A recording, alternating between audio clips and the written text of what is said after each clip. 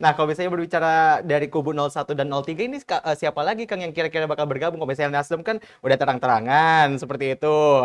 Nah, ini siapa lagi Kang yang kira-kira kalau pengamatan Kang Ujang kayaknya bakal gabung nih ke pemerintahan Prabowo Gibran nantinya? Saya sudah lama PKB itu nunggu waktu. Mhm. Iya, kenapa ukurannya PKB nunggu waktu? Ya, pertama DNA PKB tidak pernah jadi oposisi. Oke, itu jadi menguatkan untuk PKB akhirnya gabung ke pemerintahan Ya, lagi. selalu di pemerintah. Yang kedua, kalau tidak gabung pemerintahan kan cenderung dikerjai.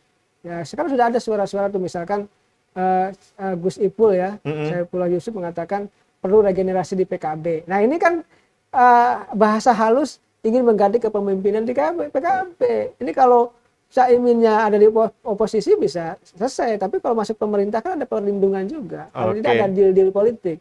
Jadi kelihatannya PKB akan masuk pemerintahan. Lalu P3. P3 kita tahu Pak Mardiono sudah menjalin komunikasi. Dan Oke. analisa saya jauh-jauh hari sebelum angket itu rame, P3 saya sudah masuk dalam skema bagi saya waktu itu menganalisa masuk pemerintahan. Karena yang paling mudah untuk katakanlah didekati ya gitu. Karena apalagi mohon maaf P3 sekarang sedang berjuang ya di Mahkamah Konstitusi untuk bisa naik 4%. Mhm. Karena keputusan KPU tidak lolos 4% itu. Kita tunggu nanti di MK apakah bisa 4% atau tidak. Artinya kan butuh juga untuk membangun konsolidasi partai untuk masuk pemerintahan. Nah kita bicara PDIP. Nah PDIP kan sama juga yang tadinya bersemangat mendorong hak angket kan enggak juga. Artinya kan ini ingin membangun komunikasi dengan pemerintah yang baru. Ingin bersahabat dengan pemerintah yang baru.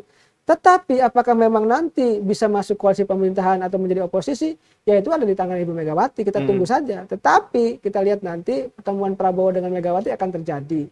Apakah berkoalisi itu soal waktu, ya tentu pilihannya ada pada Ibu Megawati sendiri.